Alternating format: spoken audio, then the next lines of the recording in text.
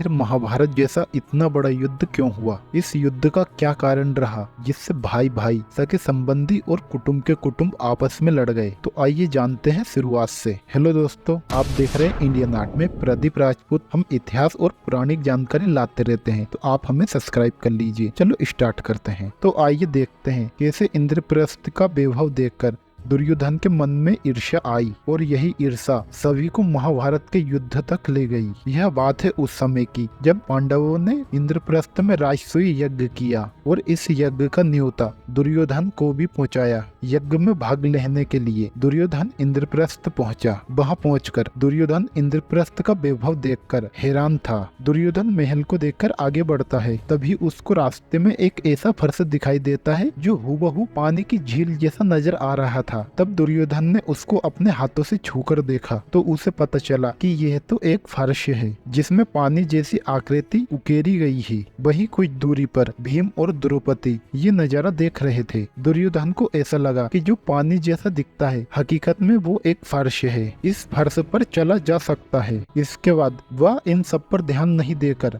आगे बढ़ता है, मगर फिर से एक ऐसा ही फर्श आता है तो इसे भी वह वैसा ही समझता है और वो जैसे ही आगे बढ़ता है वह पानी में गिर जाता है। दुर्योधन की ये हालत देखकर द्रौपदी को हंसी आ जाती है। दुर्योधन अपने ऊपर यूं हंसते देखकर गुस्से में बिल्कुल लाल हो गया और दुर्योधन ने अपने मन में सोचा कि मैं इस अपमान का बदला जरूर लूंगा। दुर्योधन को वैसे ही पांडवों की इतनी बेवहता देखकर ईर्ष्या हो रही थी। वह समझ नहीं पा रहा था कि इन लोगों ने कैसे इतना बड़ा साम्राज्य खड़ा कर लिया। दुर्योधन ये सब देखकर वापस हस्तिनापुर पहुंचता है और वह इन सब का बदला लेने की योजना बनाता है और उसने अपने मामा शकुनी की सहायता ली। शकुनी ने जुए का खेल खेलने की योजना बनाई और शकुनी ने दुर्योधन से कहा, पांडवों को जुआ खेलने का निमंत्रण दो और उन्हें हस्तिनापुर बुलाओ। शकुनी भली भांति जानता है कि कोई राजा जुए के खेल खेलने का निमंत्रण नहीं ठुकरा सकता। वह जरूर जुआ खेलने आएंगे, क्योंकि उस समय जुए का खेल खेलने का निमंत्रण ठुकराना कायरता मानी जाती थी और शकुनी जानता था युधिष्ठिर जुए के खेल में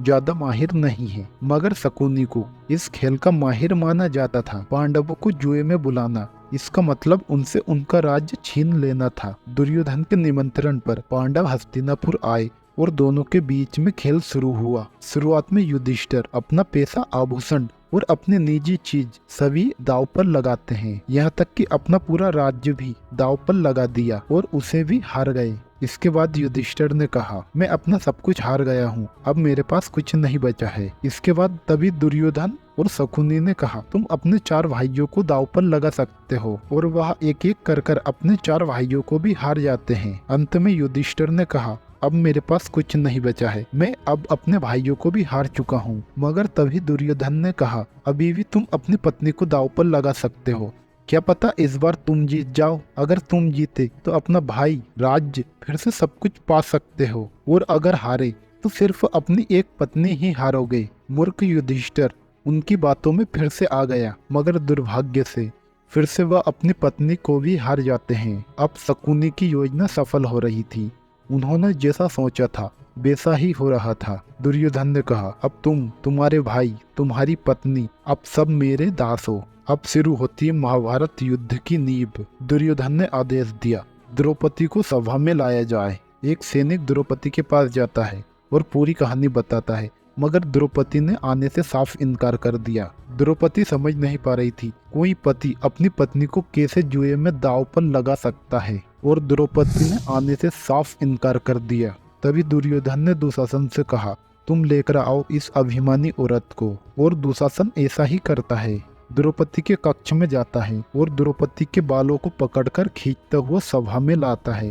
भारतवर्ष के इतिहास में ऐसा पहले कभी नहीं हुआ था। इस सभा में पितामह भीष्म, गुरु द्रोण, महामंत्री विदुर, कृपाचार्य और दानवीर कर्ण जैसे लोग शामिल थे। मगर कौरव अपने पक्ष में ऐसा बोल रहे थे कि ये स्त्री अब राजघराने की कुलवधू नहीं है, ये अब हमारी दासी है, हम इनके साथ अब कुछ भी कर सकते हैं। दुर्योधन ने कहा, इन लोगों ने जो कपड़े वस्त्र पहरे हैं उन पर भी अब हमारा अधिकार है, इन्हें भी उतार दो। दुर्योधन की ईर्ष्या और बदला लेने की भावना उसे इस हद तक ले गई और उसने द्रौपदी से भी कहा, तुम भी अपनी साड़ी उतारो, इस पर भी अब मेरा अधिकार है। मगर द्रौपदी ने मना कर दिया तो दुशासन जबरदस्ती साड़ी खींचने लगा। द्रौपदी ने सभा में बैठे सभी लोगों से सहायता मांगी, मगर कोई उसकी सहायता नहीं कर सकता था। मगर तभी द्रौपदी ने भगवान श्री कृष्ण का नाम लिया और तभी चमत्कार हुआ। दुशासन जितनी साड़ी खींचता उतनी ही साड़ी बढ़ती गई।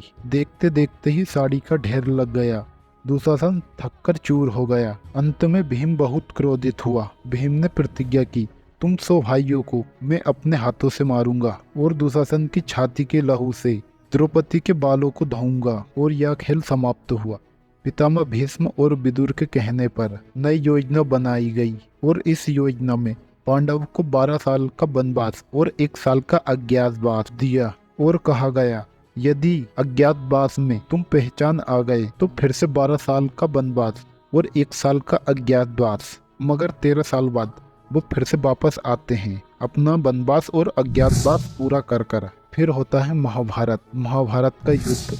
इस युद्ध में भाई भाई ने भाई को मारा, परिवारजनों ने अपने परिवारजनों को मारा। इतना भयानक युद्ध हुआ आप सोच भी नहीं सकते हो। आशा करूंगा आपको वीडियो अगर पसंद आई है तो प्लीज वीडियो को लाइक और चैनल को सब्सक्राइब जरूर करना। धन्यवाद।